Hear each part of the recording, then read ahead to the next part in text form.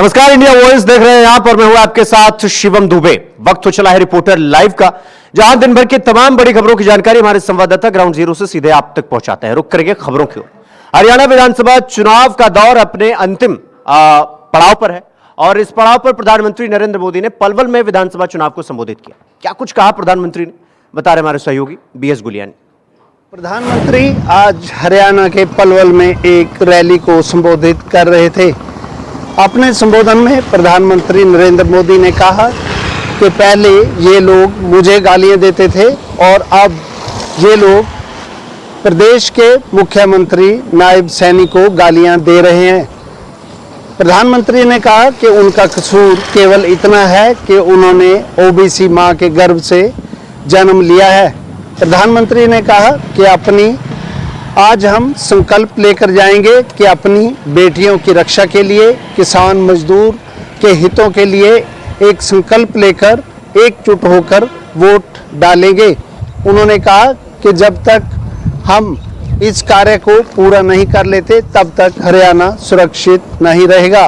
BS Guliani, India voice, Ambala. तो वहीं जम्मू कश्मीर में 2 चरणों के चुनाव के बाद आज तीसरे चरण की वोटिंग हुई और कितने % वोटिंग हुई और क्या कुछ पूरे दिन की खबर रही, विस्तार पूर्वक जानकारी देना हमारे सहयोगी शुभम बोगल।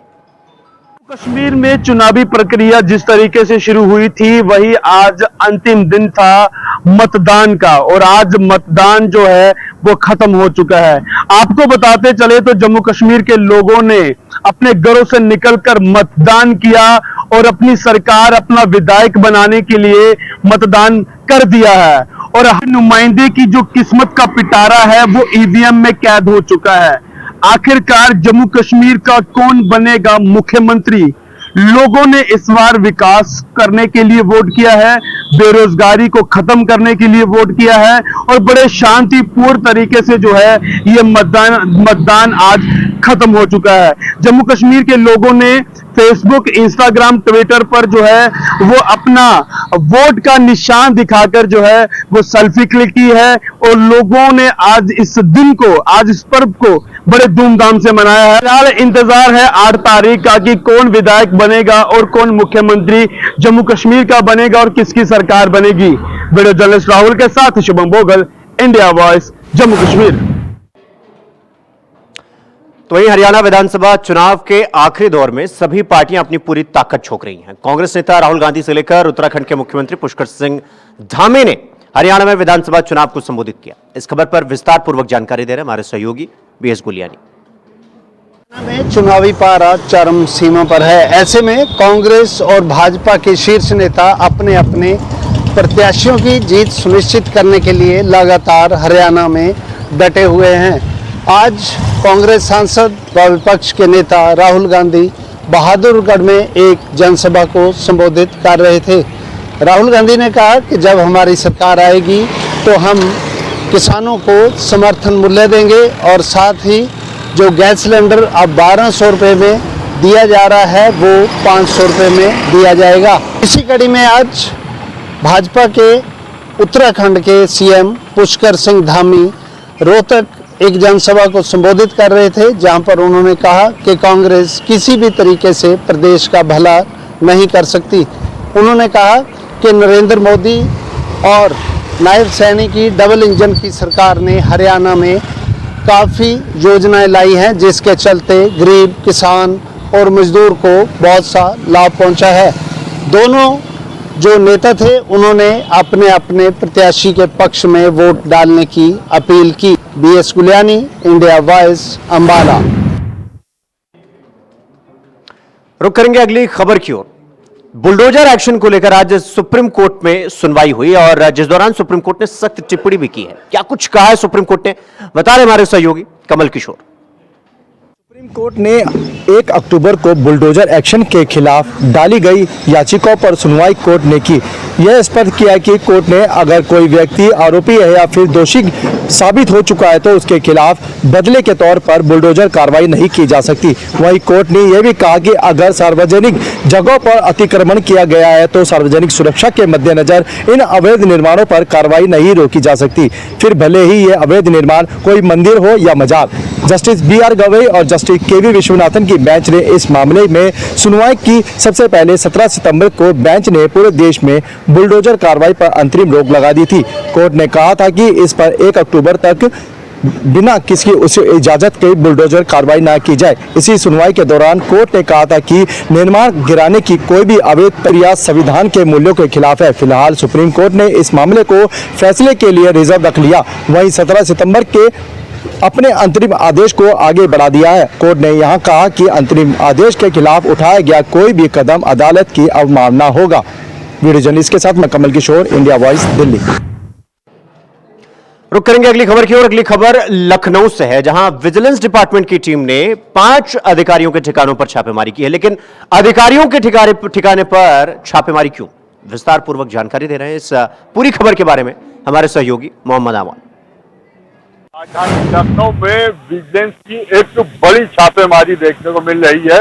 राजधानी लखनऊ में विजिलेंस ने अलग अलग जगहों पे छापेमारी की है। राजधानी लखनऊ के अंदर जो जल निगम विभाग के 5 अधिकारी हैं, इन 5 अधिकारी के ठिकानों पर जो विजिलेंस की कार्रवाई हुई है। विजिलेंस का साफ तौर से कहना है कि आय से अधिक संपत्ति के मामले में यह विजिलेंस की कार्रवाई की जा रही है। जो जल निगम के 5 अधिकारी हैं, जिसमें से गोमती नगर, विकास नगर, इंदिरा नगर जैसी जगहों पर यह छापेमारी की गई है। यह आय से अधिक संपत्ति के मामले को लेके जो विजिलेंस की कार्रवाई की जा रही है। अब तक कुल इस कार्रवाई में 11 मुकदमे दर्ज किए जा चुके हैं और लगातार विजिलेंस इन सभी अधिकारियों पे निगाह बनाए हुए है। जो इस विभाग में जिससे भी आय से अधिक संपत्ति का मामला है, उन सब पे विजिलेंस लगातार अपनी निगाह बनाए हुए है। लखनऊ से मोहम्मद अब्बास, इंडिया वॉइस। तो वहीं सुल्तानपुर की कोर्ट में राहुल गांधी के ऊपर चल रहे मामले में विजय मिश्र जो है वो उपस्थित नहीं हुए, लेकिन क्यों, विस्तार पूर्वक जानकारी दे रहे हमारे सहयोगी शैलेश। सुल्तानपुर की एमपी एमएलए कोर्ट में कांग्रेस नेता राहुल गांधी ने हाजिर होकर अपना बयान दर्ज कराया था।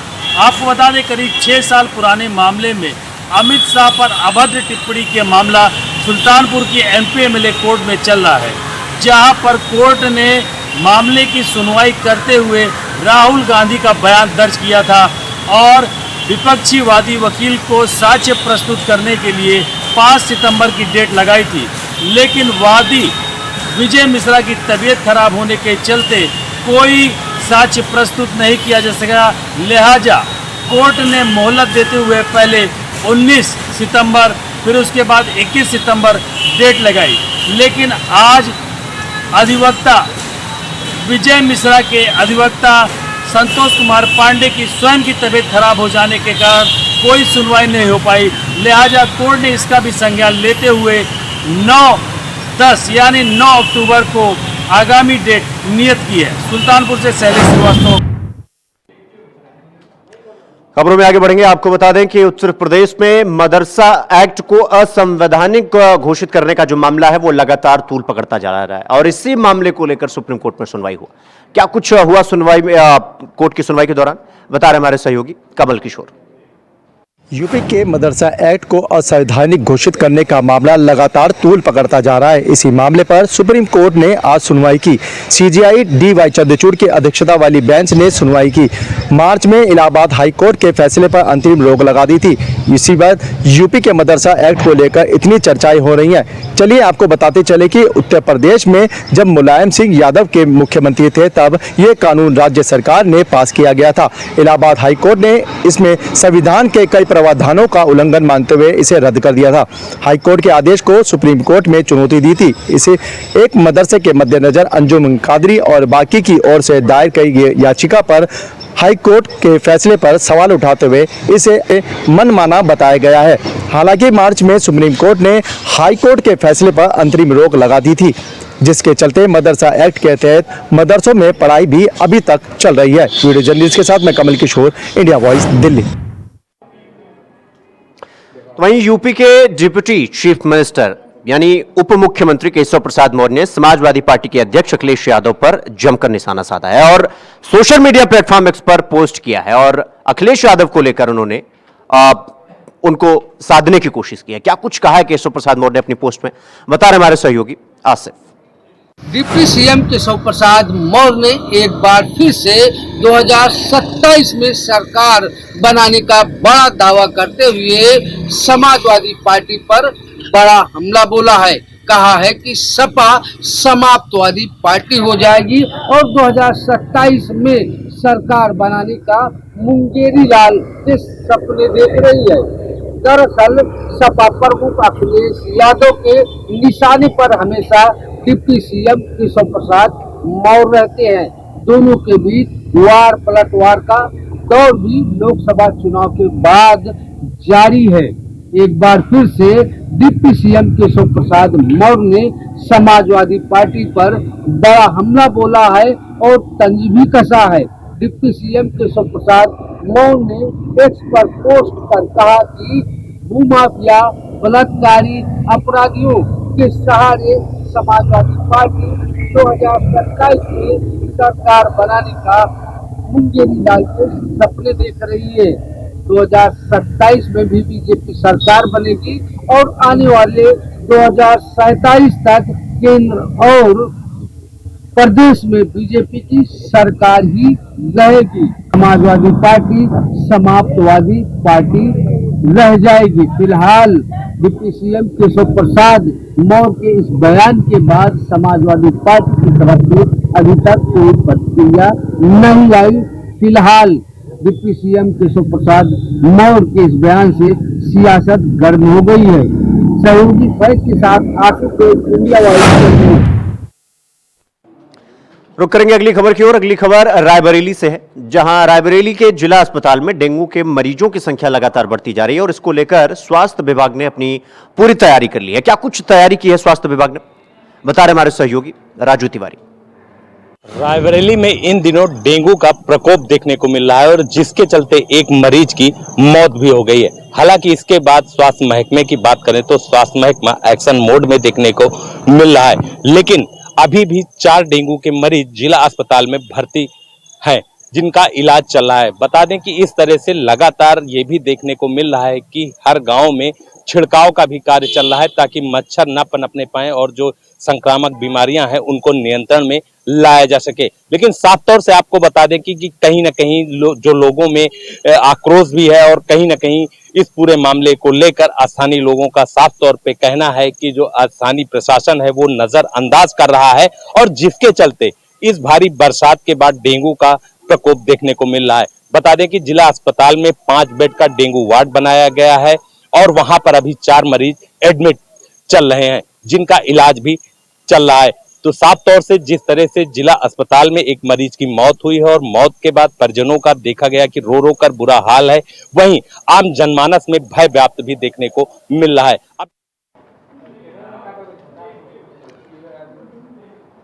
तो रिपोर्टर लाइव में रुकेंगे एक छोटे से ब्रेक के लिए। खबरों का सिलसिला जारी है, फौरन लौट रहा है।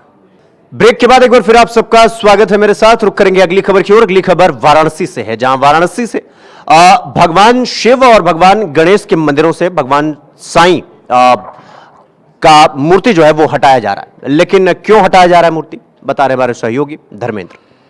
वाराणसी में साईं बाबा के मूर्तियों को हटाने का कवायद जारी हो चुका है। वाराणसी में सनातन रक्षा दल के लोगों के द्वारा लगभग 100 ऐसे मूर्तियां हैं वाराणसी के अलग अलग मंदिरों पर, जिनको चिन्हित करके उनको हटाने का क्रम जारी है। लगभग 14 ऐसी मूर्तियां हैं जिनको अभी तक हटाया जा चुका है। वाराणसी के लहोटिया स्थित बड़ा गणेश मंदिर में आज साईं बाबा की मूर्ति को हटाया गया। मूर्ति हटाए जाने के बाद क्षेत्रीय लोगों ने यह कहा है कि मूर्ति हटाया जाना गलत है। सनातन धर्म में किसी मूर्ति को हटाना उचित नहीं है। अगर किसी तरह कोई विरोध था तो मूर्ति लगाने के वक्त ही विरोध करना चाहिए था। वहीं दूसरी ओर अगर बात करें तो सपा के द्वारा इस मुद्दे को लेकर के, इस मामले को लेकर सपा के कार्यकर्ताओं ने विरोध दर्ज कराया है। सपा कार्यकर्ताओं ने यह कहा है कि शहर के अंदर वातावरण ऐसी घटनाओं को होने से वातावरण दूषित होंगे, माहौल बिगड़ेंगे। अगली खबर गाजियाबाद से है, जहां वीएचपी के कार्यकर्ताओं ने विरोध प्रदर्शन किया है और जिलाधिकारी को ज्ञापन सौंपा है। लेकिन विरोध प्रदर्शन क्यों कर रहे हैं, बता रहे हमारे सहयोगी प्रथम। गाजियाबाद में विश्व हिंदू परिषद के कार्यकर्ताओं ने आज जमकर प्रदर्शन किया, जिसमें सैकड़ों की संख्या में लोग शामिल हुए। ये प्रदर्शन अवैध धर्मांतरण के खिलाफ किया गया था, जहां कार्यकर्ताओं ने डीएम कार्यालय के बाहर हनुमान चालीसा का पाठ किया और जमकर नारेबाजी भी की। विश्व हिंदू परिषद का आरोप है कि ईसाई मिशनरी गरीब हिंदुओं अवैध रूप के साथ धर्मांतरण कराया जा रहा है। उनका कहना है कि इन मिशनरी द्वारा लोगों को पैसे, दवाइयां व अन्य प्रबल देकर धर्म परिवर्तन कराया जा रहा है। इस मुद्दे पर विश्व हिंदू परिषद के महानगर अध्यक्ष आलोक गर्ग ने प्रशासन से मांग की है कि इस पर सख्त से सख्त कार्रवाई की जाए। आलोक गर्ग ने चेतावनी दी है कि अगर प्रशासन जल्दी कदम नहीं उठाए तो वीएचपी खुद ही स्कूलों की जांच करेगी और दोषियों को सजा दिलवाने का काम करेगी। आपको बता दें कि पुलिस ने इस मामले में एक स्कूल के पीटीआई सहित 4 लोगों को गिरफ्तार किया है। रुक करेंगे अगली खबर की ओर। साइबर ठगी करने का एक नया तरीका, डिजिटल अरेस्ट करने का नया तरीका सामने आया है, जिसको लेकर पुलिस ने सतर्कता दिखाई है और सतर्कता कैसे रखी जाए उसके बारे में भी विस्तार पूर्वक बताया है। इस खबर पर विस्तार पूर्वक जानकारी दे रहे हमारे सहयोगी धनराज गर्ग।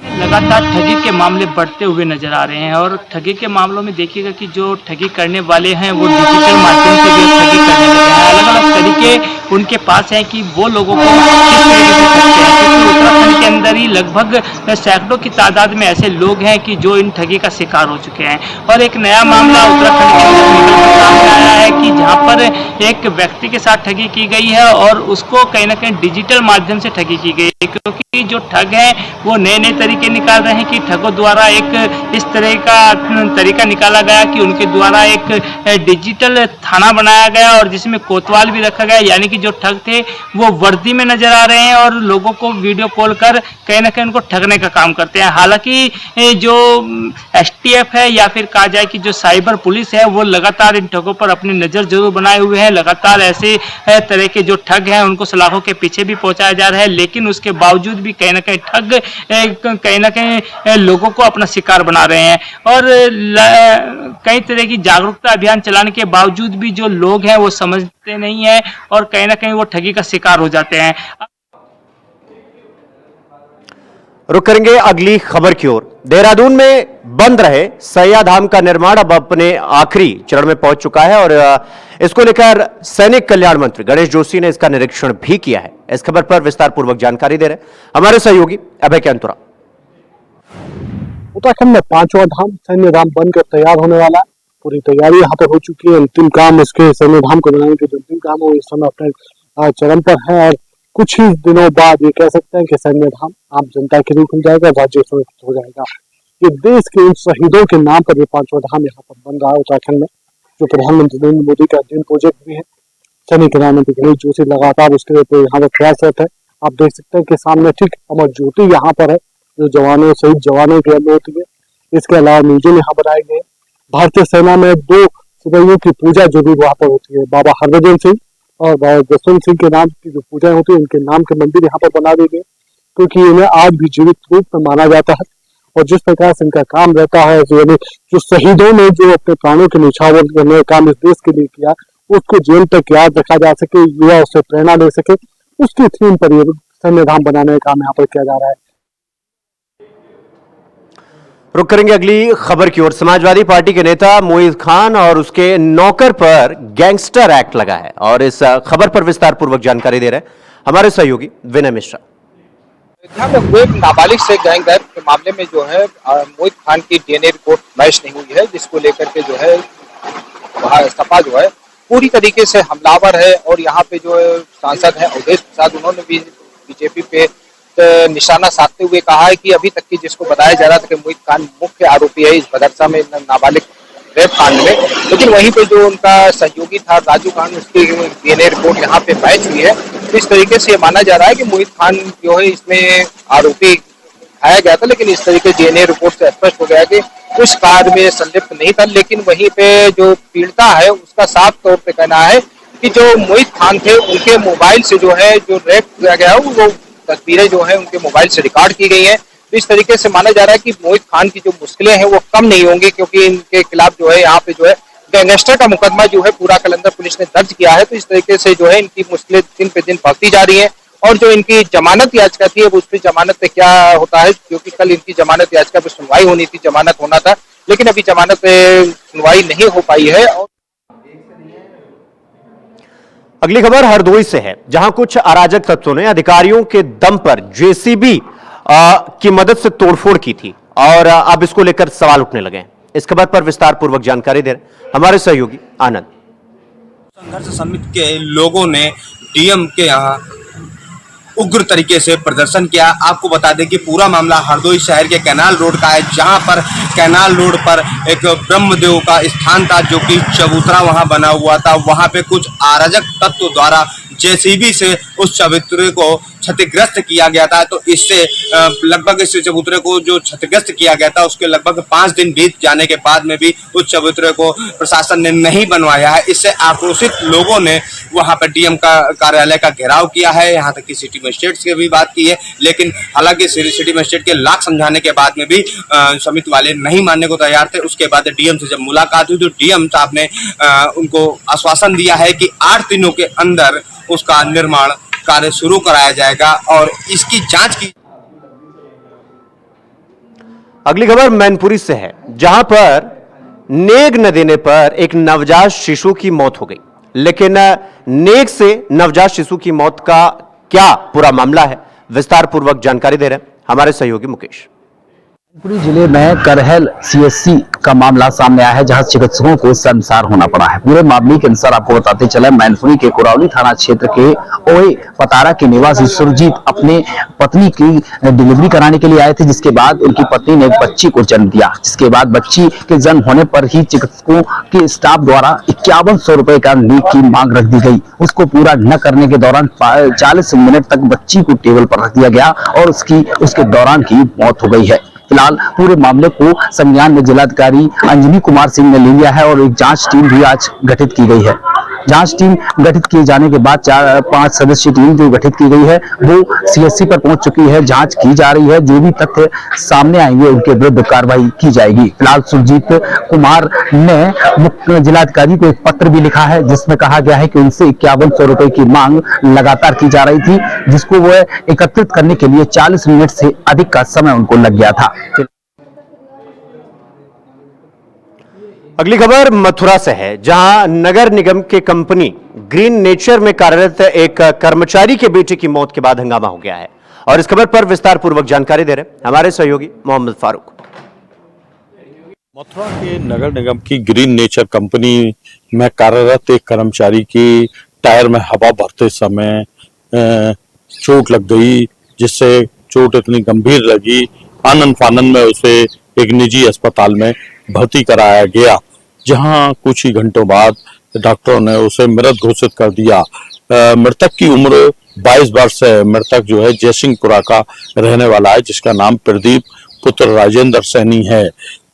तभी तमाम कर्मचारी ने उसका शव रखकर जलकल कार्यालय पर धरना प्रदर्शन शुरू कर दिया।